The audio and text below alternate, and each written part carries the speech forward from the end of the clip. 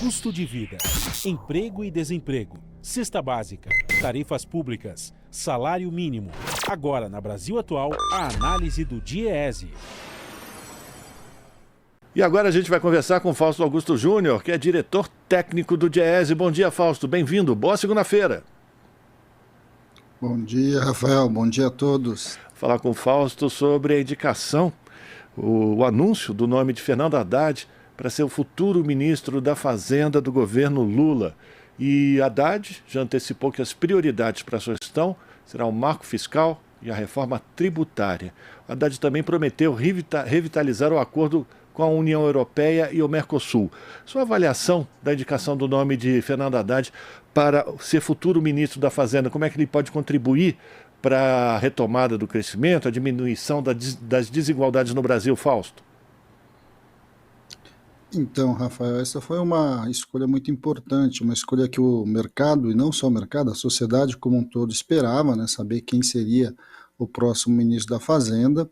E a escolha do professor Haddad é uma escolha importante. Importante porque é alguém que já conhece bastante a máquina, é alguém que foi candidato à presidência da República, é alguém que também vem discutindo os problemas do Brasil há bastante tempo. Ou seja, para além de um economista, para além de alguém que detém os conhecimentos econômicos necessários, o professor Haddad conhece a realidade brasileira e que de alguma forma vai nos permitir fazer uma ponte entre o debate econômico e o debate social. Eu acho que essa é uma das grandes virtudes, né? Por ter sido ministro da Educação, obrigou, faz com que ele tenha um conjunto de conhecimentos sobre a realidade social e não só econômica. Acho que essa é uma grande diferença do ponto de vista do perfil do professor Haddad agora, que vai encarar aí o desafio de trabalhar e de recolocar o Brasil num projeto de desenvolvimento que distribua a renda, que junte, né, que de alguma forma construa as pontes entre o crescimento econômico e o desenvolvimento social, algo que o atual governo efetivamente desmontou. É preciso remontar o conceito de desenvolvimento no Brasil. É importante que a gente retome a ideia de que o crescimento econômico tem que ter, inevitavelmente, impacto na vida social das pessoas, ou seja, a vida comum, né, a vida de quem trabalha, de quem garante, de quem que efetivamente gera riqueza, precisa melhorar com o crescimento econômico e não somente de alguma forma garantir estabilidade e retorno para os grandes empreendimentos, para os grandes bancos, para o grande setor financeiro. Acho que esse é o grande debate que tem que fazer, quer dizer, efetivar propriamente dito que o mercado sejam todos nós e o mercado não se limite simplesmente aos interesses aí do grande negócio. Quando o Fernando Haddad se refere a marco fiscal, Fausto, ele está falando do teto de gastos, como contornar essa camisa de força, como fazer para arrumar recursos para investir no social? Sem dúvida, acho que são duas coisas importantes ali. De um lado, a gente precisa garantir, sim, estabilidade fiscal, é importante ter uma gestão que preze ali pelo bom gasto do recurso público, mas, por outro lado, você não pode simplesmente bloquear o investimento social ao longo de 20 anos, que é o que a EC 45 faz. É importante que a gente refaça esse debate no Brasil e que, de alguma forma, a gente encontre um caminho entre a estabilidade fiscal, a estabilidade monetária e, ao mesmo tempo, o desenvolvimento social. É importante que a gente tenha a ideia do investimento social como algo fundamental para o nosso desenvolvimento econômico. É inverter um pouco a pirâmide, a ideia de que não é o crescimento econômico que traz desenvolvimento social, mas é o desenvolvimento social que possibilita uma nova forma de crescimento econômico que de alguma forma vai levar o Brasil a um patamar diferente aí, do seu padrão civilizatório. Eu acho que esse é o grande desafio desse governo, é o grande desafio do ministro Haddad agora, para que de alguma forma a gente vá encontrando novos caminhos para a nossa economia.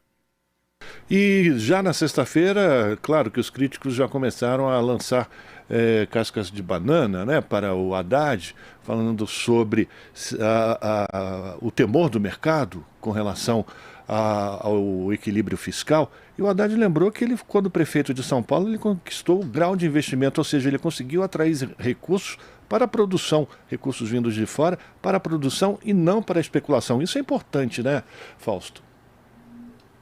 Então, é fundamental, Rafael. Eu acho que uma questão aí que a gente tem, né, nessa discussão é que a gente precisa se libertar um pouco dessa ideia de que o mercado é só o mercado financeiro, né? O mercado, eles são todos os atores que estão aí, de alguma forma, gerando riqueza em nosso país e que precisam, sim, de ter estabilidade, precisam de ter garantia do seu investimento, precisam ter confiança, confiabilidade. Isso não se faz simplesmente com estabilidade fiscal e monetária, nós precisamos buscar crescimento econômico. A efetividade, inclusive, do equilíbrio fiscal passa por um aumento do crescimento econômico. É sempre bom lembrar que a relação dívida-PIB é uma relação, né, é uma conta de dividir, e que muitas vezes a gente fala muito sobre o nominador dela, ou seja, os gastos públicos, mas se fala muito pouco sobre o seu denominador, que é o PIB. Ou seja, quando o PIB cresce, o risco fiscal diminui. A grande dificuldade aí que se tem é a gente coadunar, e de um lado você ter crescimento econômico e de outro lado você ter o equilíbrio das contas. Afinal de contas, o que vem primeiro? É importante que a gente construa um caminho para o desenvolvimento econômico, porque o aumento do PIB, o melhor desenvolvimento econômico vai levar inevitavelmente a uma maior sustentabilidade fiscal. Eu acho que esse é um recado bastante importante que vem sendo dado pelo governo eleito, em que você não vai separar a ideia do desenvolvimento econômico, do crescimento econômico, do desenvolvimento social. É uma chamada bastante importante. E aí a gente vai ver que com o crescimento econômico a gente vai ter mais investimento, com mais investimento você tem mais geração de emprego, você tem mais mercado circulante, você tem mais arrecadação do próprio Estado, o que vai colocando o Brasil numa outra rota. Fazer a economia girar é importante fazê-la dos de baixo para cima, né? Ou seja, aqueles que menos têm, que de fato têm capacidade de projetar aí uma mudança do perfil do nosso crescimento. O presidente eleito Lula, quando se refere à economia, ele fala que o mais importante é ter a estabilidade e a previsibilidade para os investimentos acontecerem, para vir investimentos de fora. Fernando Haddad também ele tem um trânsito muito grande com economistas, enfim, inclusive tucanos, né, Pecharida, toda essa turma do tucanato também conversa muito com o Fernando Haddad. Não há motivo para que esse chamado mercado fique nervosinho, né, Fausto? Não, isso sem dúvida não tem o menor cabimento. Na verdade, é sempre uma espécie aí de uma pressão que o mercado faz, independente do nome que seja escolhido.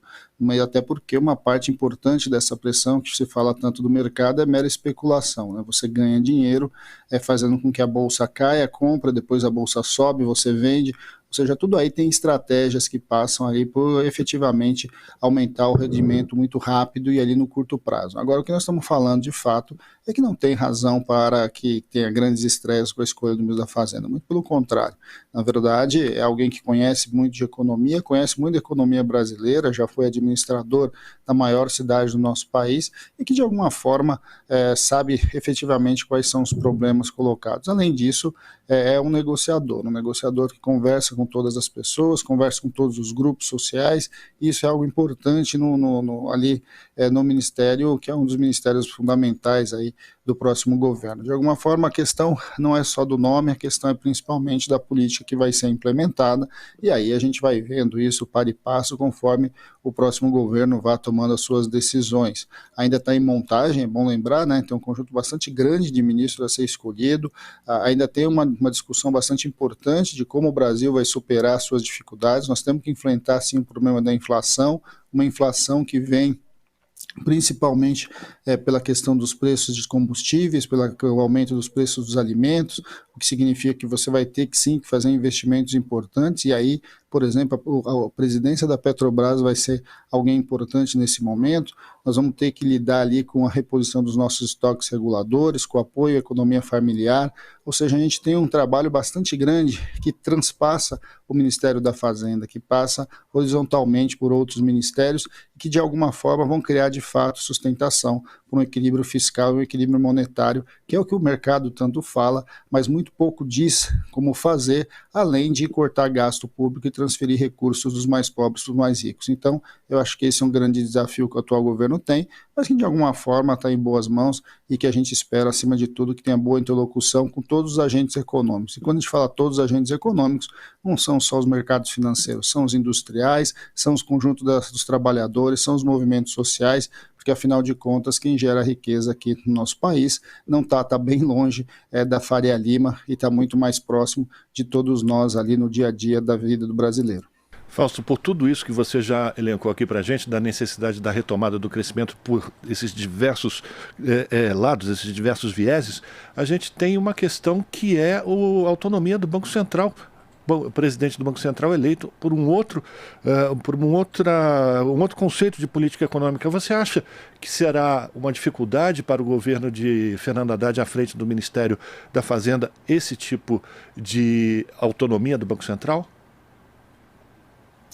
Bem, na verdade, vamos lembrar o que diz aí a própria lei da autonomia do Banco Central, né? O Banco Central tem o objetivo da estabilidade monetária, mas também cabe ao Banco Central garantir ali e trabalhar para o crescimento econômico, para a distribuição de renda e o pleno emprego. Eu acho que isso é algo importante. Isso está lá na lei que cria o Banco Central autônomo e, ao mesmo tempo, o Banco Central está debaixo do Conselho Monetário Nacional. É o Conselho Monetário Nacional que define os objetivos e a meta do Banco Central e é, de certo modo, por ali que o governo eleito vai construir a sua política econômica, né? Vamos lembrar, o Conselho Monetário Nacional ele é um conselho de ministros, né, e junto com o presidente do Banco Central, e que cabe a esse conselho definir a meta de inflação, definir a meta de crescimento econômico e agora, a partir da autonomia do Banco Central, definir os caminhos para a promoção do pleno emprego. Então esse debate é um debate que precisa ser feito. O problema não é o Banco Central, o problema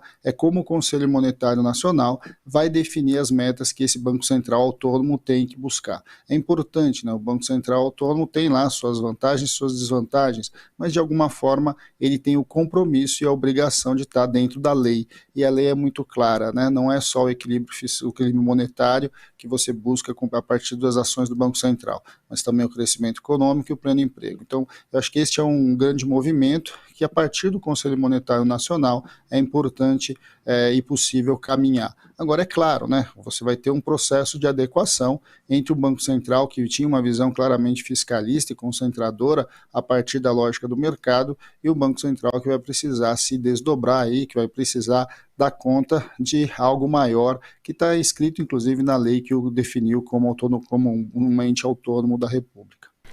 Agradecer a participação de Fausto Augusto Júnior, diretor técnico do Diese, aqui no Jornal Brasil Atual, falando da expectativa do trabalho de Fernando Haddad. Fernando Haddad anunciado pelo presidente Lula como novo ministro da Fazenda.